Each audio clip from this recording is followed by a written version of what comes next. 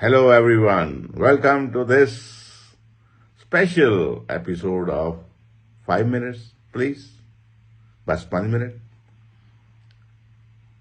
I want to take you back to 2022 when I recorded a blog tracing the history of elections in India. It was done when Punjab was heading for assembly polls in February 2022. How did elections start in India, in ancient India, and how they evolved over the years? What were the golden rules by which the elections were conducted from time to time? And election process is as old as India is. So I'll take you back to that episode which I recorded, as I mentioned, in 2022, and I hope you will like it. Though many of you may be knowing the history of elections in India, or they may have updated their knowledge, but I'm sure this will help many others to understand how the democratization process evolved in India and has reached and made India the biggest democracy in the world. So let's go back to that episode of February 2022. Enjoy. Hello, friends. This is Prabjot Singh, your host today. And today I'm going to talk about elections in Punjab. I know elections and Punjab holds tremendous interest worldwide because this is one state which has been in the news for various reasons. Maybe its people are a global community.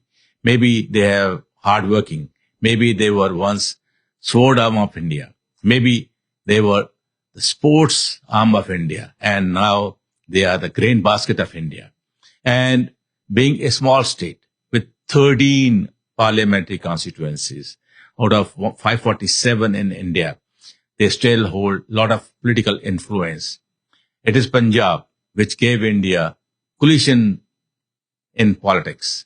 The coalition started from Punjab, and Punjab has given the oldest and the largest surviving coalition between Shiromani Akali Dal and Bharatiya Janata Party. Though this coalition ended this year because of differences between the two partners over the issues of farm laws, but still BJP, the ruling party at the center, is continuing a partnership with a faction of a breakaway Shiromani Akali Dal, the Sanjukta Akali Dal, led by Mr. Sukhdev Singh Dhindsah.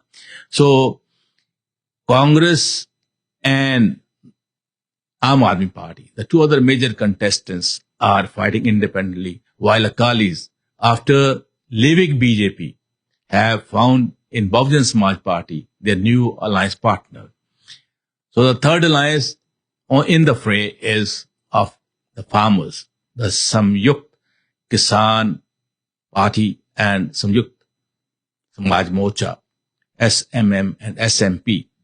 So they are the third coalition, and in all, 11 parties, including Congress, Aam Aadmi Party, Akali Dal, Bharatiya Janata Party, Sanयुक्त Samaj Morcha, Samyukt Samaj Party, CPI, CPM, Bahujan Samaj Party, CPI-ML, they are all in the fray. In all, there are 1,304 candidates who will be vying with each other for political supremacy in Punjab. On 20th February, more than 2 crore voters will exercise their franchise at 2,440 polling centers. So whatever they decide will be sealed in electronic voting machines, and results will come out on 10th of March. This is an interesting battle. Punjab has always been, they say, a leader in politics, though very small, but very meaningful. As I said, Punjab witnessed after 1947, when India got freedom, a political setup in which the ruling Congress, which was the oldest national party, and Shiromani Akali Dal, the regional party, they were collaborators. They were in coalition. So they formed a government from 1947, and that governments continued till 1966. In between, in 1962, when the Akali Dal wanted to start Punjabi Suba Morcha, the Akali Dal president, Master Tara Singh, asked his party legislators to come out of the government and join Shiromani Akali Dal and as a opposition party. But only 5 of 26 MLAs came out. And once the reorganization was done on November 1, 1966, Congress lost its supremacy in Punjab. And for the first time after independence, in 1967, when first elections were held after reorganization, a coalition government, United Front government, came into power. It was led by Justice Gurnam Singh. And since then, since 1967, it has been either Akali Dal or Congress who have been ruling Punjab. So they used to say it's alternate terms. Once Congress will come to power, next time it will be Akalis. And Akalis, at most of the time, they had in their partnership either Jan Sangh or Bharatiya Janata Party.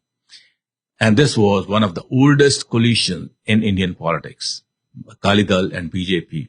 But this coalition came to an end last year when Akalis had differences with the national ruling party, BJP, over the disputed or controversial farm laws. Though ultimately those farm laws were withdrawn, but Akalis and BJP parted ways. Akalis found a new partner in Bahujan Samaj Party, and when they go to the coming elections, they are with BSP, a party which was founded by Kanshi Ram and now led by Mayawati. Other than Akali and BSP alliance, there are two more alliances in the fray this time. And one of them is of the BJP, which still continues with a faction of Shiromani Akali Dal, the Sanyukt Shiromani Akali Dal led by Mr. Sukhdev Singh Dhinsa. Dhinsa's party and a breakaway group of Congress led by former Chief Minister Captain Amrinder Singh, they are in partnership with BJP for this election. So they have a trisome alliance.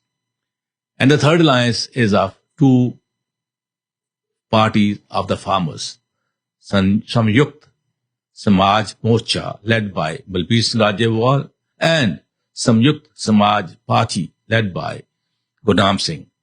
So they have joined hands and they are contesting all 117 seats. So this time there will be 3 coalitions in the fray and in all 11 parties, 1,304 candidates. Interestingly, this is one election where 4 chief ministers, including incumbent Charanjit Singh Channi, are in the run. Channi is the chief minister face for Congress and he is contesting from 2 constituencies, Chamkaur Sahib, his home constituency, and Pador in Sangrur. Prakash Singh Badal, who has the distinction of serving Punjab as chief minister for 5 terms and is the oldest candidate in the fray at 94, he is contesting from Lambi in Faridkot. So Prakash Singh Badal will be there at 94 as a Shiromani Dal candidate, and his son, who was deputy chief minister and during his last government led by Mr. Prakash Singh Badal, is contesting from Jalalabad. And in Jalalabad, Sukhbir Badal, who is a sitting MP, is being opposed by Mohan Singh Phalianwala, who was once MP from Bahujan Samaj Party, but now he is representing Congress. Interestingly, the president of Punjab Pradesh Congress Committee, Navjot Singh Sidhu, who was a hot candidate for chief ministership, is facing another Akali stalwart, Bikram Singh Majithia, in his home constituency, Amritsar East. And this will be very interesting. You see, there are lots of contests which are very, very sensitive and very keenly poised. For example, former Punjab Chief Minister Jinder Kaur Battal was the first woman Chief Minister of Punjab. She is contesting from Lehra Gaga, and where she'll be opposed by Punjab's former Finance Minister and Mr. Sukhdev Singh Dhinsa's son, Parminder Singh Dhinsa. Interesting, isn't it?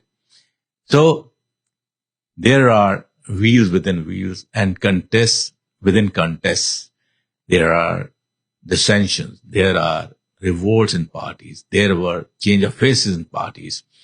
Now, for example, Fateh Jung Singh Bajwa, who was Congress MLA, is facing another Congress MLA, Ashwini Sekhri, in Batala. Ashwini Sekhri is representing Congress, and Fateh Jung Bajwa crossed over to BJP. So this is another contest that will evoke a lot of interest in Punjab. There are three Olympians. Interestingly, two of them are face to face with each other. 2 times MLA from Jalandhar Kent, Argat Singh, who is still the Minister of Sports and Education in Charanjit Singh Channi's government, is facing Olympian Surinder Sodhi in Jalandhar Kent, and it's the first time two Olympians are facing each other. Though another Olympian and captain of 1975 World Cup hockey team, Ajit Pal Singh, was initially declared a candidate by Captain Amrinder Singh's Punjab Lok Congress, but Ajit Pal had to stay away from the contest because he had problems in getting his vote registered in Punjab. Ajit Pal lives in Delhi these days, so he couldn't contest. The third Olympian in the contest is Sajjan Singh Cheema, a basketball player. Last time he also contested on AAP ticket from Sultanpur Lodi. But this time, he is back there again, hoping this time he'll win.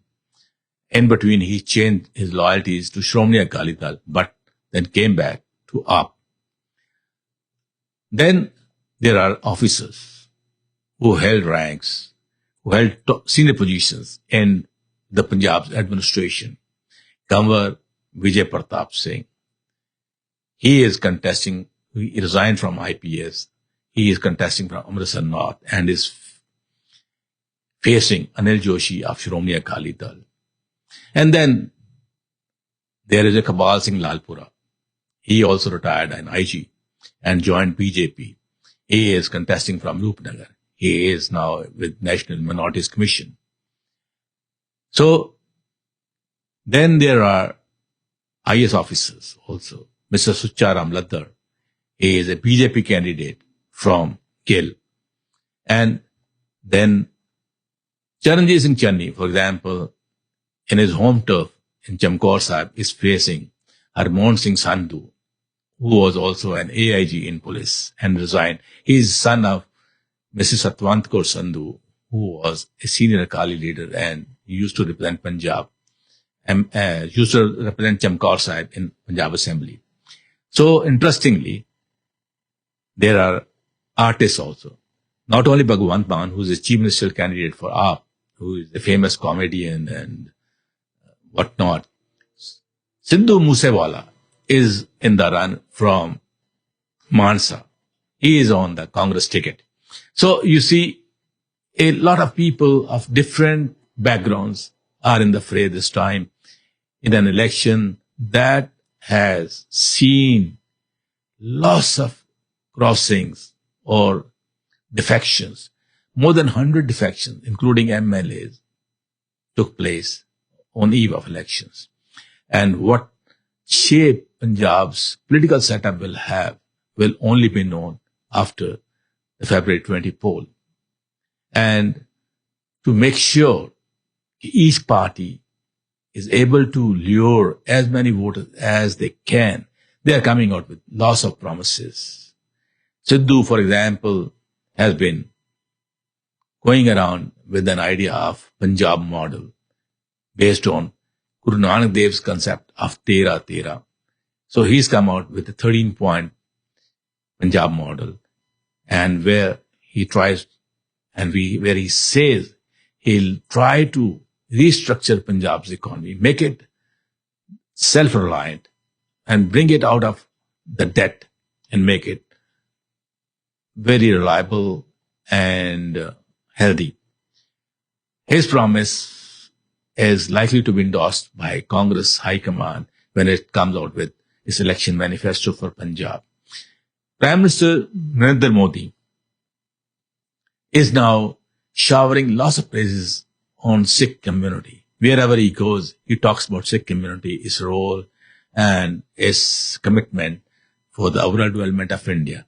Recently, when he was in Gujarat, he talked about Sikhs in Kutch and said he appreciates the role of Sikhs and its community. He is also all out for their farmers, though he remained in controversy over the controversial farm laws, which later he withdrew. And he says the farmers must get, or they will get, whatever is due to them. The BJP, for example, has promised all the debts, all the loans of the farmers who have land holdings of 5 acres or less will be waived by the BJP government if it comes to power. They are also promising lots of other incentives to the farmers besides Punjab. Similarly, Shiromani Akali Dal has also made lots of promises, including interest-free loans to youth of Punjab in case they want to pursue their education anywhere in India or outside India. Besides, freebies to weaker sections, including power, free units, all are being promised by all parties. Some parties are also coming out with doles to women, especially financial aid. For example, Akali Dal says 2,000 rupees a month, and AAP says, Congress says 1,000 rupees, and also a scooty to college-going girls. So lots of things, lots of incentives, but whether these commitments or these promises made on eve of elections are honored, only time will tell, because previous experience of Punjab voters has been dismal. And many young voters in Punjab, they say, don't make these false promises. Instead, give us quality education, quality healthcare, quality drinking water, and good infrastructure at affordable prices. Don't make education out of reach of a common man, or medical treatment out of reach of a common man. Make them affordable and make them effective and good. So this is what Punjab is in for today. The elections will bring out what the voters want, whether they want or they get lured by promises of one party, or they use their discretion in choosing their candidates. Only time will tell. And we hope, like previous elections, the polls will be peaceful and Punjab will have a stable and forward-looking government which will work for overall development of people of Punjab. And that's all for this episode. And hopefully, when we meet each other next time, I'll come out with something more. Thank you very much. Have a good day.